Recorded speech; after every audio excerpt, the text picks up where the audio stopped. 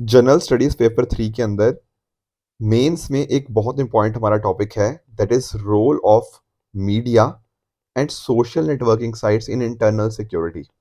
और आप यहाँ पर आज की न्यूज़पेपर में देख भी सकते हो कि मणिपुर के जो ऑफिशियल्स हैं, चाहे आप वहाँ की ब्यूरोक्रेसी की बात कर लो, आप पुलिस की बात कर लो, इनके ऊपर ना कुछ ऐसे रिपोर्ट्स आई हैं जिन्होंने बोला है कि मणिपुर के जो ऑफिशियल्स हैं वो आपस में डिवाइडेड हैं। डिवाइड मतलब किस सेंस के ऊपर? देखो, कुछ ऐसे पुलिस ऑफिशियल्स हैं जो वहाँ की जो लोकल मेटी कम्युनिटी है उनको सपोर्ट कर रहे हैं, whereas on the other hand कुछ ऐसे पुलिस या फिर ऐसी ब्यूरोक्रेसी है जो वहाँ की कुकी और जोमी कम्युनिटी को यहाँ पे सपोर्ट कर रही है। ऐसे टाइम के ऊपर जो हमारी सरकार है उसने बोला है कि जो भी ये मेंबर्स हैं, जो डिफरेंट डिफरेंट ऑफिशियल्स हैं, उनके व्हाट्सएप हो गया, उनके फेसबुक हो गया, उनके टेलीग्राम, कहीं पर भी उन्होंने अगर ऐसा कोई ग्रुप ज्वाइन किया है जहां पर कुछ ना एंटी नेशनल, सेपरेटिस्ट, क्रिमिनल और डिवाइसिव एजेंडा जहां पे फैलाए जाते हैं, तो उनके ऊपर एक्शन लिया जाएगा। दरअसल में पॉइंट और कुछ नहीं, यहाँ पर मीडिया के रोल की बात हो रही है, आपकी सोशल नेटवर्किंग साइट्स की बात हो रही है कि किस तरह से लोगों के अंदर एक तरह से वो डर की भावना कह लीजिए या फिर जो हेटरेट की भावना हो गया, इनको फैलाया जाता है। राइट? तो एक काफी अच्छा एग्जाम्पल आप लिख सकते हो अपने एग्जाम पेपर्स के अंदर। इसके साथ ही हमें थोड़े दिन पहले आप जानते हो कि जो हरियाणा के न्यू एरिया था, वहां पर हमें कुछ दंगे देखने को मिले थे। एक रीजन उसके पीछे का था कि एक यात्रा हुई थी, उस टाइम पर कुछ ऐसे एलिमेंट्स थे जिन्होंने इस चीज को भड़काया था। अब क्या हुआ है, अब बात हुई है कि 28 अगस्त से ना ये यात्रा दोबारा से रीस्टार्ट होगी, मतलब रिज्यूम होगी, जितनी हो गई थी उसके आगे रिज्यूम करेंगे। तो काफी देखो टेंशन आने वाले दिनों में और बढ़ सकती हैं। तो जरूरत है कि हम लॉ एंड ऑर्डर को मेंटेन करें और सोसाइटी के अंदर एक तरह की जो पीस एंड स्टेबिलिटी की भावना होती है उसको लेकर आए। राइट? तो ये सब चीजें डिस्कशन करनी है आज हमें। डेट है आज की 14 अगस्त 2023 एंड आप सभी का स्वागत है आज के प्रीलिम बूस्टर न्यूज डिस्कशन के अंदर। अगले टॉपिक की तरफ बढ़ते हैं, दैट इज इंडस्ट्रियल कॉरिडोर। इसको समझते हैं। देखो, हमारी जो सेंट्रल गवर्नमेंट है ना, वो 11 इंडस्ट्रियल कॉरिडोर प्रोजेक्ट्स को यहाँ पर डेवलप कर रही है फेज्ड मैनर के अंदर, under part of national industrial corridor development programme. अब इसको समझते हैं कि आखिर ये है क्या चीज, इंडस्ट्रियल कॉरिडोर आखिर होते क्या है। देखो, आप समझने की कोशिश करो। अगर किसी भी कंट्री को आगे बढ़ना है ना, तो उस कंट्री की एक लाइफलाइन होती है। वो लाइफलाइन क्या है? हमारा इंफ्रास्ट्रक्चर। इकोनॉमी में ना आप पढ़ते होंगे, इंफ्रास्ट्रक्चर मेंस पर्सपेक्टिव के लिए बहुत इंपॉर्टेंट हो जाता है। जैसे फॉर एग्जांपल आपकी सड़कें हो गया, आपके रेलवेज हो गया, ठीक है ना? इस तरह की चीजें अगर आप डेवलप करोगे तो कहीं ना कहीं उससे देश की इकोनॉमी आगे बढ़ती है। आप कोई भी कंट्री देख लो, चाहे आप यूएस की बात कर लो, आप चाइना की बात कर लो, इन कंट्रीज ने आगे इसीलिए बढ़ पाए हैं क्योंकि इनका इंफ्रास्ट्रक्चर काफी स्ट्रांग है। इंडिया भी वही चीज कर रहा है। राइट? अब इंडस्ट्रियल कॉरिडोर पता क्या होता है? जैसे मान लो यहाँ पे मैं बात करता हूँ आपके दिल्ली की, और यहाँ बात कर लेते हैं मुंबई की। तो अगर मैं बात कर रहा हूँ दिल्ली मुंबई इंडस्ट्रियल कॉरिडोर की, इसका मतलब ये है ना कि यहाँ पर इन दो शहरों को कनेक्ट किया जा रहा है, दिल्ली और मुंबई को। यहाँ पर आपको हाईवेज, रेलवेज, ये सारी चीजें बनेगी। ठीक है ना? तो यहाँ पर इस तरह से कनेक्टिविटी होगी इस हाईवे के दौरान। ठीक है सर।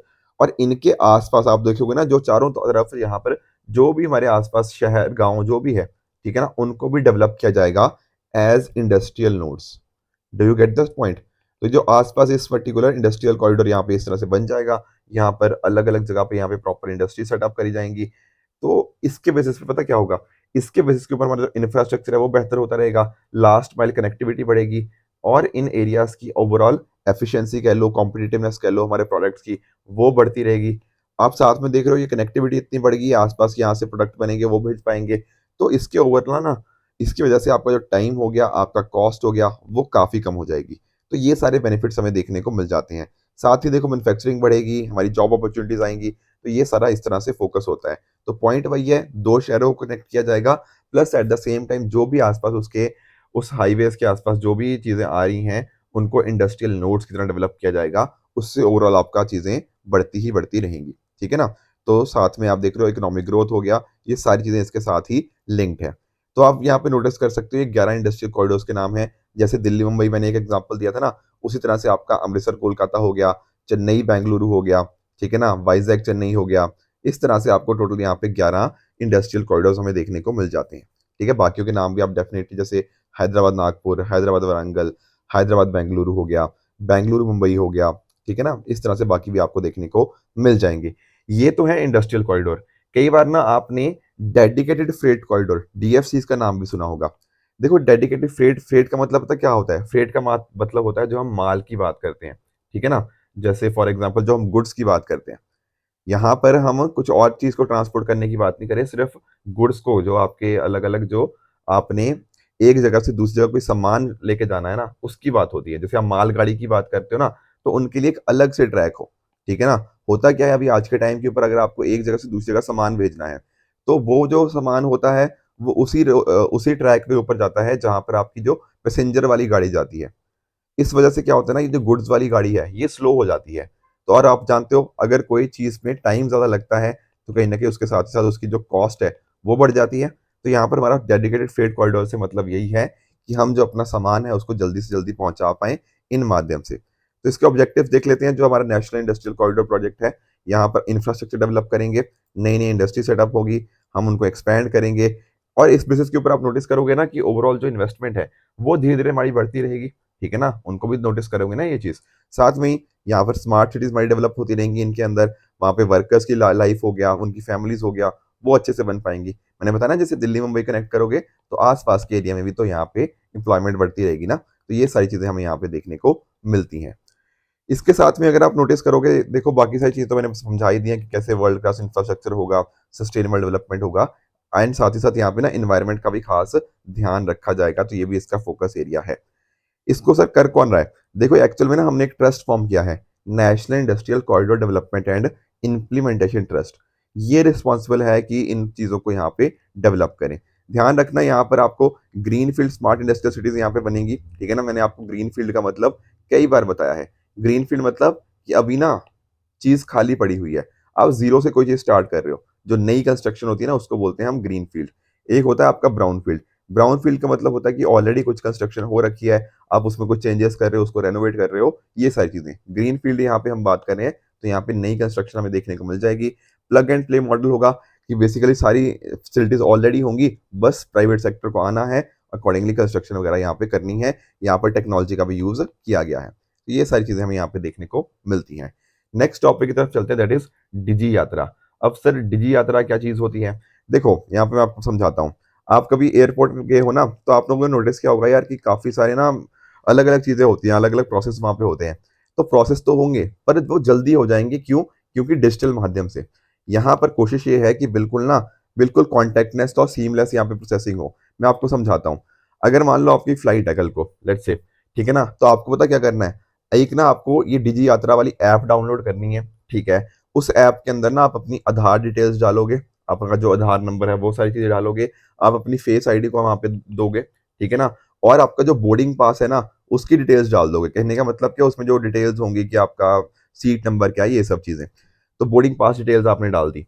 फिर एक बार जब आप एयरपोर्ट गए, तो पता क्या होगा? आपके लिए जो एंट्री होती है डिजी यात्रा वालों के लिए, उनके लिए अलग एंट्री होती है, तो लंबी लाइन में नहीं खड़ना पड़ता। ठीक है ना? आपका उसी टाइम आपके फ़ोन के थ्रू ही ना ये आपका स्कैनिंग हो जाएगी, आपका ये ऐप के थ्रू, ठीक है? आपका जो चेकिंग होती है, जो सिक्योरिटी चेक होता है, उसके लिए भी आपके लिए अलग लाइन होती है, ठीक है ना? आपका फेस आईडी भी वहीं पे स्कैन हो जाएगा। तो यहाँ पर पता क्या होता है, जो लेट्स से अगर आप नॉर्मल एयरपोर्ट के में जाते हो, तब आपको मान लो कि पूरा प्रोसेस करने के अंदर 20-25 मिनट लगते हैं। यहाँ पर अगर आपके पास डिजी यात्रा है ना, तो शायद आपको 5 मिनट भी नहीं लगेंगे। Getting the point? तो पहली बात तो टाइम सेव हुआ। दूसरी बात क्या होता है ना, इसके साथ में अगर आप नोटिस करो, डिजी यात्रा के माध्यम से आपकी जो पूरी जर्नी है, वो बिल्कुल आपकी कॉन्टैक्टलेस, सीमलेस प्रोसेसिंग हो जाती है, ठीक है? तो ये सारी यहाँ पे बेनिफिट्स देखने को मिलते हैं। तो डिजी यात्रा दरअसल में है क्या? आपकी एक मोबाइल एप्लीकेशन ही है, जिसके माध्यम से हम ना चीज़ों को फास्ट करने की कोशिश कर रहे हैं, टेक्नोलॉजी के माध्यम से। क्लियर हुआ? अभी ये 6 नए एयरपोर्ट, मतलब 6 और एयरपोर्ट पे लॉन्च किया जाएगा, जैसे मुंबई, अहमदाबाद, कोच्चि, लखनऊ, जयपुर और गुवाहाटी। ठीक है ना? मैं गया था थोड़े टाइम पहले, तो मैंने देखा दिल्ली एयरपोर्ट पे भी आपको देखने को मिल जाती है ये एंड साथ-साथ हैदराबाद एयरपोर्ट पे भी, मतलब हैदराबाद एयरपोर्ट पे ना चालू हो चुकी है, पर जब मैं गया था तो बोल रहे थे कुछ अभी टेक्नोलॉजिकल इश्यूज़ हैं, तो अभी बंद करी हुई है, पर ऑल्दो स्टार्ट हो चुकी है, उसको पॉज़ पे था। दिल्ली एयरपोर्ट पे चलती है ये, ठीक है ना? इसके साथ ही देखो यहाँ पे फेशियल रिकॉग्निशन का यूज़ होता है, ठीक है ना? मैंने बताया ना यहाँ पे आपको फेस आईडी अपनी स्कैन करनी पड़ेगी, तो फेशियल रिकॉग्निशन टेक्नोलॉजी का यहाँ पे यूज़ होता है, जिसके माध्यम से ना आइडेंटिफ़ाई कर लेते हैं कि हाँ, पर्सन ये वाला सही है या कोई और तो आइडेंटिटी नहीं है। आप लोगों ने ना कई बार, जैसे आपने गूगल फ़ोटोज़ आप अगर आप यूज़ करते हो, तो उसको आपने नोटिस किया होगा। कई बार आपका ज या आप फ़ेसबुक को यूज़ करते हो, तो वहाँ पर ना वो आपके चेहरे को पहचान लेता है, ठीक है ना? कि बोल लेता है कि अच्छा ये वाला पर्सन है। या फिर कई बार आपके गूगल फ़ोटोज़ जो होता है वो आपको अलग अलग क्लब कर देता है फोटोज को कि अच्छा ये लेट से अंकित की फोटोज है, ठीक है ना, तो वो क्या करेगा, अंकित की फोटो सारी एक जगह डाल देगा, ठीक है ना। जैसे आपका कोई भाई है तो उसकी फोटो डाल देगा, आप लोगों की फोटो एक अलग फोल्डर में चली जाएगी, ठीक है। तो ये सारी चीजें फेशियल रिकॉग्निशन सिस्टम के थ्रू ही होती है कि वो आपके फेस को रिकॉग्नाइज कर लेगा एंड अकॉर्डिंगली आपकी जितनी भी फोटोज होती है उनको एक जगह पे डाल देगा ताकि आप लोगों को आइडेंटिफाई कर पाओ। तो ये चीजों को फेशियल रिकॉग्निशन सिस्टम बोलते हैं। अगले टॉपिक की तरफ बढ़ते हैं, दैट इज निवेशक सारथी वैन्स फॉर दिल्ली एनसीआर। अब इसको समझते हैं। देखो निवेशक का मतलब क्या होता है, निवेशक का मतलब होता है इन्वेस्टर, ठीक है ना। आप इन्वेस्टर के बारे में जानते होंगे, ठीक है, जो इन्वेस्ट करते हैं बेसिकली। तो यहाँ पर निवेशक सारथी क्या है, आपकी इन्वेस्टर वैन्स है एक तरह से, आप ऐसा भी कह सकते हो। तो होता क्या है इस इनिशिएटिव के अंदर, देखो यहाँ पर पहली बात तो समझो कि इस इनिशिएटिव को लॉन्च किसने किया है। इस इनिशिएटिव को लॉन्च किया है IPEFA ने। ये क्या है, investor education and protection fund authority. ये आपको मिनिस्ट्री ऑफ कॉर्पोरेट अफेयर्स के अंतर्गत देखने को मिलेगा, मतलब उसके द्वारा इसको एस्टेब्लिश किया गया। तो ये जो वैन है सर, वैन का मतलब क्या है, देखो वैन का यहाँ पे पर्पस है इन्वेस्टर गाइड या फिर इन्वेस्टर मेंटर आप कह सकते हो। इसके माध्यम से ना, इन वैन्स के माध्यम से हम क्या कोशिश करने की कोशिश कर रहे हैं कि लोगों के अंदर फाइनेंशियल लिटरेसी या फिर जो अवेयरनेस होती है वो यहाँ पर जनरेट करें। यहाँ पर ना इन वैन्स के पीछे आपको टीवी देखने को मिल जाएंगे, ठीक है ना। उस टीवी स्क्रीन के अंदर हम कुछ फाइनेंशियल इसके रिगार्डिंग, इन्वेस्टर के रिगार्डिंग कुछ अवेयरनेस वगैरह जनरेट करेंगे। तो ये सारी चीजें हमें यहाँ पे देखने को मिलती हैं। एट द सेम टाइम कल को ये अलग अलग एरियाज पे ऊपर जाएंगे, तो यहाँ पर ना हमारे कुछ जो विलेज लेवल एंटरप्रेन्योर्स होंगे वो भी होंगे। वो यहाँ पर हो सकता है कुछ यहाँ पे अलग अलग जगह पे जाके सेशंस लें, उनको यहाँ पे नॉलेज लोगों को कन्वे करें। तो ये सारी चीजें हमें यहाँ पर देखने को मिल जाएंगी। Do you get the point. तो फोकस यही है कि हम ना अवेयरनेस रेस करें, जो भी अलग अलग फॉरनेट स्कीम्स होती हैं उसके अगेंस्ट फाइनेंशियल एजुकेशन जो लोगों के अंदर कमी होती है उसको यहाँ पर दे पाए। ध्यान रखना क्या है कि IPEFA, ये इसको यहाँ पे लॉन्च किया गया, इसके द्वारा ये वैन्स, एंड इसको एस्टेब्लिश किया गया था IPEFA को by ministry of corporate affairs. तो ये भी कुछ इंपॉर्टेंट पॉइंट्स हैं। नेक्स्ट टॉपिक की तरफ आगे बढ़ते हैं, that is NSIC, national space innovation challenge 2023। अब इसको समझते हैं कि पहली बात तो इसको लॉन्च किसने किया है। देखो आप जानते होंगे ना अटल इनोवेशन मिशन के बारे में। अटल इनोवेशन मिशन दरअसल में कुछ नहीं है, नीति आयोग के द्वारा ही ना इसको एक फ्लैगशिप इनिशिएटिव है जो फोकस करता है लोगों के अंदर एंटरप्रेन्योरशिप एंड इनोवेशन प्रमोट करने के ऊपर, ठीक है। तो नीति आयोग का ये एक फ्लैगशिप प्रोजेक्ट है। इसके साथ में ही आपको इसरो देखने को मिल जाएगा, Indian space research organisation, and साथ में ही ना एक आपकी प्राइवेट कंपनी है नवार्स एडुटेक। ये प्राइवेट कंपनी क्या करती है, इस कंपनी का फोकस है जो आपका स्पेस सेक्टर है, यहाँ पर स्पेस एडटेक। जैसे आप जानते हो ना PWOnlyS क्या है, एक एडटेक है। उसी तरह से ये नवार्स एडटेक है, ये स्पेस सेक्टर में काम करती है। काम इसका एडटेक का ही है पर स्पेस सेक्टर के अंदर। तो ये सब ने मिलकर क्या किया है, NSIC, national space innovation challenge 2023 को लॉन्च किया है। किसके लिए, सभी स्कूल स्टूडेंट्स के लिए, ठीक है ना। ध्यान रखना, फॉर ऑल स्कूल स्टूडेंट्स, ऐसा कुछ नहीं है कि ये वाली क्लास है, नहीं, सभी स्कूल स्टूडेंट्स के लिए इसको यहाँ पे लॉन्च किया गया है। काम क्या है इसका, देखो काम इसका ये है कि एक तरह से ना हम एक ओपन प्लेटफॉर्म प्रोवाइड कर पाए, ठीक है ना, जहां पर बच्चों को जो भी इश्यूज हैं, मतलब स्पेस टेक्नोलॉजी के रिगार्डिंग अलग अलग जो प्रॉब्लम्स होती है ना, उन प्रॉब्लम्स को कैसे सॉल्व करना है ये यहाँ पर बच्चे उनको सीख पाए, ठीक है ना। एक तरह का चैलेंज होगा, ठीक है ना। तो स्पेस टेक्नोलॉजी के रिगार्डिंग जो भी हमें इश्यूज देखने को मिलते हैं तो बच्चे उसके अंदर आएंगे।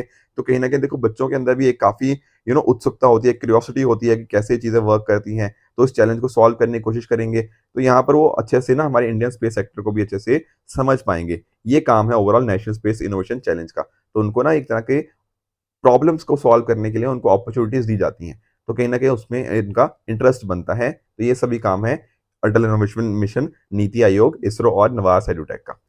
नेक्स्ट टॉपिक की तरफ बढ़ते हैं, दैट इज कार्बन बजट। इसको समझते हैं कि आखिर कार्बन बजट क्या होता है। देखो इसको ध्यान से समझना। कार्बन बजट का मतलब ये है कि आपके पास कितनी ग्रीन हाउस गैसेस हम और एमिट कर सकते हैं ताकि हमें अभी भी 1.5 डिग्री सेंटीग्रेड तक हम उससे पहले पहले ना पहुंचे। कहने का मतलब क्या, देखो मैं आपको समझाता हूँ। मान लो अभी आप यहाँ पर हो, ठीक है ना, इस लेवल के ऊपर आप देखते हो कि यार मुझे ना 1.5 डिग्री से ज्यादा सेंटीग्रेड से ज्यादा टेम्परेचर को नहीं बढ़ने देना, ठीक है ना। मतलब ये आपकी आज की लिमिट है, ये आपकी मैक्सिमम लिमिट जहां तक आप पहुंच सकते हो, ठीक है ना। इससे ज्यादा नहीं आप चाहते कि टेम्परेचर बढ़े। तो आप जितना यहाँ पे तक कमिट कर रहे हो, तो आपको नहीं लगता आप अब यहाँ तक पहुंचने के लिए आपको कुछ और एमिट करना पड़ेगा, तभी टेम्परेचर राइज होगा, तभी एमिशंस बढ़ेंगी, ठीक है ना। तो ये कितना अमाउंट है, कितना अमाउंट बचा हुआ है ताकि आप यहाँ तक पहुंच पाओ, उसी को बोलते हैं कार्बन बजट।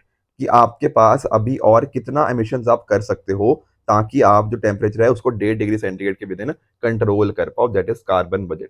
तो इस कार्बन बजट के माध्यम से क्या होता है, आप ये चेक करते रहते हो कि कार्बन डाइऑक्साइड एमिशंस, ठीक है, आप और कितनी रिलीज कर पाओगे ताकि ग्लोबल वार्मिंग जो है वो उतनी ना हो जितनी आप चाहते हो, उससे कम रहे। मतलब इस लेवल से कम रहना चाहता है टेम्परेचर, तब तक के लिए आपके पास कितना आप कार्बन डाइऑक्साइड एमिशंस आप कर सकते हो, दैट इज कार्बन बजट। अब हम डिस्कस क्यों कर रहे हैं इसको, डिस्कस इसलिए कर रहे हैं क्योंकि हमारे जो राज्यसभा के अंदर ना, हमारे जो minister of state for environment है, उन्होंने बोला है कि जो डेवलप्ड कंट्रीज है ना, वही ज्यादातर ये चीज के लिए रिस्पॉन्सिबल हैं कि कार्बन बजट में से ना, अगर आपके पास मान लो आप 100 यूनिट और मिट कर सकते थे, तो ज्यादातर इसमें से जो मिशन है ना वो डेवलप्ड कंट्रीज ने नहीं कर लिया है। जो डेवलपिंग कंट्रीज है उनको बहुत ही कम कार्बन स्पेस मिली है, ठीक है ना। तो इस तरह से ये चीज वर्क करती है। आई होप आपको कार्बन बजट का मतलब समझ आ गया होगा। यहाँ पर अगर आप नोटिस करोगे ना, तो एक चीज जो इंडिया की तरफ से हमेशा कही जाती है कि आप बाकी कंट्रीज देखो, जैसे चाइना हो गया, यूएसए हो गया, यूरोपियन यूनियन हो गया, इनका एमिशंस बहुत ज्यादा है, इंडिया इनसे बहुत कम एमिट करता है। स्पेशली अगर मैं बात करूँ ना पर कैपिटा एमिशंस की, पर कैपिटा का मतलब जो पर पर्सन। देखो इंडिया में ना, आप जानते हो अब तो आई थिंक 135 करोड़ मान लेते हैं, इतनी ज्यादा पॉपुलेशन है, ठीक है ना। अब हमारी पॉपुलेशन ज्यादा है ना, इसलिए हमारे एमिशंस बढ़ रहे हैं। बट अदरवाइज अगर आप देखोगे ना, पर पर्सन अगर आप देखोगे, तो पर पर्सन एमिशन में तो हम बहुत ही ज्यादा पीछे आते हैं। तो इसलिए इंडिया कोई खास कंट्रीब्यूट नहीं कर रहा। ये आपकी जो वेस्टर्न डेवलप्ड कंट्रीज है ना, ये कहीं ना कहीं इस चीज के लिए रिस्पॉन्सिबल है। तो यहाँ पर अगर आप नोटिस करोगे, ठीक है ना, अगर आप ग्लोबल एवरेज देखोगे, 6.3 टन कार्बन डाइऑक्साइड इक्विवेलेंट इतना यहाँ पे एमिशन होता है। वेरस इंडिया में पर कैपिटा कितना है, 2.4। तो ग्लोबल एवरेज से भी हम यहाँ पर बहुत ही ज्यादा कम है, ठीक है। आप बाकी जानते होंगे कि इंडिया के आईएनडीसीज है, इंटेंडेड नेशनल डिटरमिन्ड कंट्रीब्यूशन, उसके अंदर भी इंडिया ने क्या बात करी है, इंडिया ने बात करी है कि हम अपनी जो एमिशन इंटेंसिटी है उसको कम करेंगे। एमिशन इंटेंसिटी का मतलब क्या होता है कि आप एक यूनिट अगर आपको जीडीपी प्रोड्यूस करनी है ना, जो आउटपुट प्रोड्यूस करना है, उसके लिए आपको कितना ग्रीन हाउस गैस एमिशन करना पड़ता है।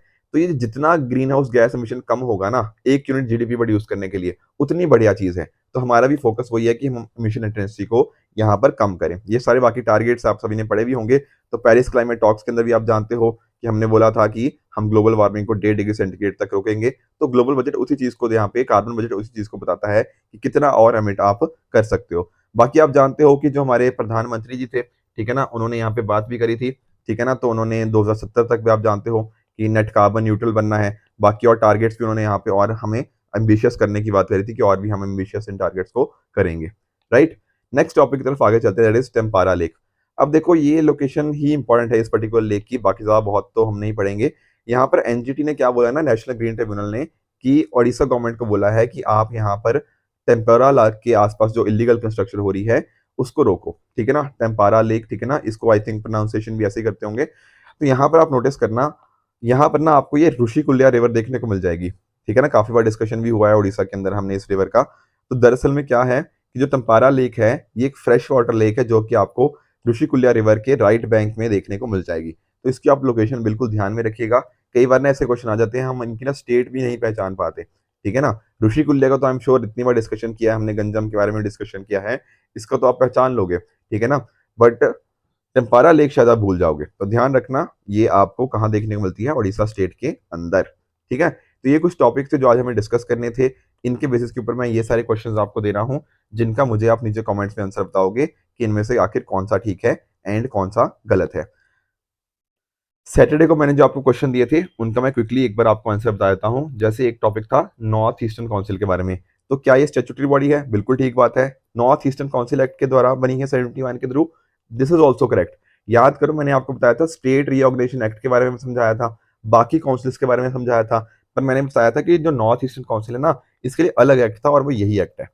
इक्वाडोर की अगर हम बात करें तो क्या आपको ये नॉर्थ वेस्टर्न साउथ अमेरिका के अंदर देखने को मिलेगी? बिल्कुल करेक्ट है, इसकी लोकेशन हमने समझी थी। नाविक के बारे में बात करें, क्या ये 5500 स्क्वायर किलोमीटर का एरिया कवर करता है बियॉन्ड इंडिया? नहीं। कितना था ये? India and 1500 kilometre beyond its border, right. Great Indian western जीवी की बात करें तो आईयूसीएन स्टेटस क्या इसका वल्नरेबल है? ये भी बात गलत है। यहाँ पर आपको क्रिटिकली एंडेंजर्ड इसका आईयूसीएन स्टेटस देखने को मिल जाएगा। साथ में मैंने आपको ये क्वेश्चन दिया था एक पीवाईक्यू, यहाँ मैंने बोला था कि इनमें से किसका जिक्र कॉन्स्टिट्यूशन में नहीं होता। देखो जोनल कॉन्स्टिट्यूशन तो हमने डिस्कस कर ही लिया था, ये तो एक स्टैट्यूटरी बॉडी है। बाकी भी एनडीसी हो गया, प्लानिंग कमीशन हो गया, ये भी कॉन्स्टिट्यूशन के थ्रू नहीं बने हुए। इनफैक्ट जो आज के टाइम के ऊपर आपको ना नीति आयोग देखने को मिलता है, इसका भी कोई ज़िक्र नहीं है। चाहे आप कॉन्स्टिट्यूशन की बात कर लो, चाहे आप किसी लॉ की बात कर लो। तो ये क्या है, नीति आयोग भी क्या है, आज के टाइम पे आपकी एग्जीक्यूटिव बॉडी है। तो ये कुछ इंपॉर्टेंट पॉइंट्स आपको पता होने चाहिए। तो इसका सही आंसर क्या बनेगा, 1, 2 एंड 3, क्योंकि किसी का भी संविधान के अंदर जिक्र नहीं हुआ। एक और भी क्वेश्चन था आईआरएनएस के बारे में, ठीक है ना। देखो इसकी पहली स्टेटमेंट तो हमने डिस्कस करी थी कि 3 जियो स्टेशनरी होती हैं, 4 जियोसिंक्रोनस है। तो पहला तो ठीक है, ये बात तो हमने गलत डिस्कस कर ही ली, ठीक है ना। अभी मैंने पढ़ाया था 1500 किलोमीटर की बात हो रही है, तो दूसरा गलत है। तीसरा बात कर रहा है कि ये फुल ग्लोबल कवरेज की बात हो रही है, नहीं। यहाँ पर देखो 2019 तो अब निकल भी गया, ये तो पुराना क्वेश्चन है, बट अदरवाइज भी अगर आप नोटिस करो, हमारा फुल ग्लोबल कवरेज की थोड़ी बात थी, तो ये बात भी हमारी गलत हो जाएगी। तो सही आंसर क्या बनेगा, ऑप्शन नंबर ए, 1 ओनली। अगर आपको आज के लेक्चर की पीडीएफ चाहिए तो आप हमारे Telegram channel PW only IAS official पे जाके इस लेक्चर की पीडीएफ को एक्सेस कर सकते हो एंड अपनी प्रिपरेशन को और भी बेहतर बना सकते हो। तो आई होप आज का सेशन आप सभी को अच्छे से समझ आया होगा। इसी तरह से आप भी अपने एंड पे हार्ड वर्क करते रहिए। Goodbye and good luck.